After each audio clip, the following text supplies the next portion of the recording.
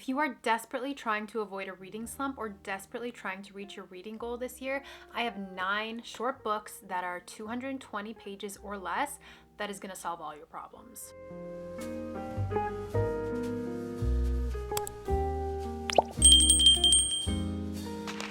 First up is We Have Always Lived in the Castle by Shirley Jackson. This book clocks in at 146 pages. It's about 2 sisters, Mary Catherine and Constance, who live in this house after their parents have mysteriously died.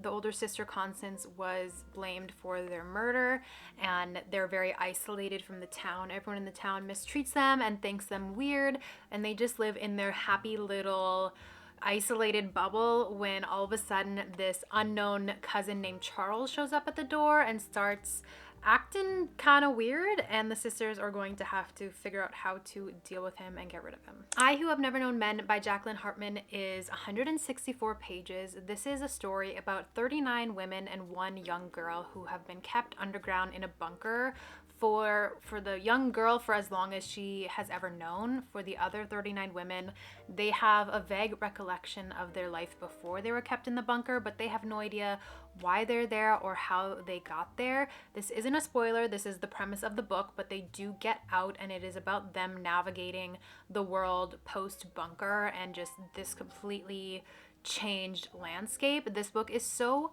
eerie and unsettling. It borders apocalyptic, though it is more literary fiction, just a study on I Who Have Never Known Men and just how these women band together and what their world looks like in a completely changed world. It is utterly fascinating. I absolutely tabbed the heck out of this. It is one of my favorite books. If I could recommend any book to anyone, it would be this one every time. It is short, but it is so powerful, and it doesn't feel short in the sense of it is just has so much substance in it that it feels meaty and longer than it is because so much is packed into such a small space, and I love it. The Unworthy by Agustina Bastarrica is 175 pages. This takes place after the climate disaster where there's no internet, there's no service, there's no technology, and at the end of the world there is this covenant locked away in a church. Their religion, what they worship, what their purpose is very eerie. We follow our main character, who is unnamed. She is in this space just trying to survive when another girl shows up and kind of flips everything on its head. It is gripping, it is unsettling, it is eerie, and it is heartbreaking. It is everything you could expect from an Agustina Bastarrica book, and I love it. Highly recommend. It is a little gross, as I have found with most of her books. There's a little bit of gory descriptions, but that being said, it is just so good. The Night Guest is by an Icelandic author that I do not want to get the pronunciation of her name wrong. It has been translated to English. This is the story about a young woman who just is facing numerous health issues, but the doctors can't find anything wrong with her. All of her friends are like, oh, just eat better, sleep better, exercise more. All of the kind of bullcrap answers that women are given when nobody has a diagnostic for them, which your girl with chronic illness can relate. But she decides to get a step tracking watch.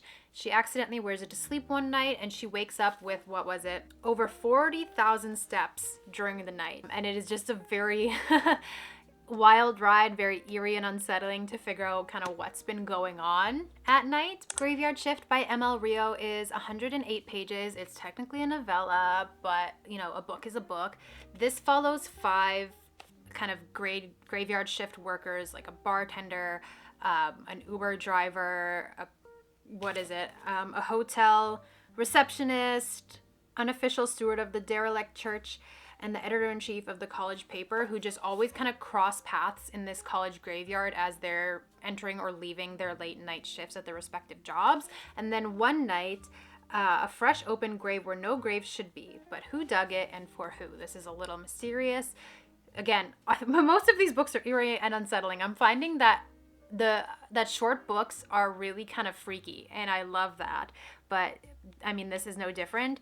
I loved If We Were Villains by Emma Rio, so I was really intrigued to pick this up, and it did not disappoint. Diary of a Void by Emi Yagi is one of the longest books on this list at 208 pages, but not long by any means. This follows our main character who gets a new job because her old job, she was dealing with sexual harassment, so she gets this new job where she is treated very poorly and given all these like menial women deemed tasks, and she's absolutely had it, so she fakes her pregnancy so that she can get out of these like frivolous, below the men kind of tasks.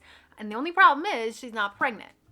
So she's gonna have to keep this ruse up or figure something out. It is so good. It's a little bit funny, a little bit lit fic. Like, I just not an eerie yet unsettling book like the rest, but still so good. Riots I Have Never Known by Ryan Chapman is 116 pages. This is about a prisoner who barricades himself in the prison computer lab as a massive riot breaks out in the prison. It is a very fascinating and compelling tale of prison culture and just, you know, what a riot inside that kind of environment looks like. It is very fascinating, and it's just a very interesting, different sort of read than I've ever read. Very, very good, and I would highly recommend. The Bluest Eyes by Toni Morrison is actually her first book. It's about a black little girl in 1914 who prays to have blue eyes so she can be pretty like all of the other girls.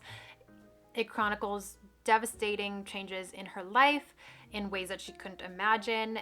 This book is only 205 pages, I believe, and like, yeah, I love this book. I can't really express kind of the heaviness and the feelings that go along with it, but will always recommend. It is so good and just such an easy, compelling read that I found very hard to put down. Finally, we have George Orwell's Animal Farm, which clocks in at 105 pages, at least this version anyway. It does have tiny font, so other versions might be a little bit longer, but it is by no means a long story. If you didn't know, this book is about a group of animals on a farm who decide to overthrow their human farmer and set up this utopia where all animals are equally treated. And as we know, there's absolutely no way that could go wrong. There's absolutely no room for a dictatorship or any sort of thing like that to happen. So you're just gonna have to figure out. In fact, it was first called Animal Farm: A Fairy Story.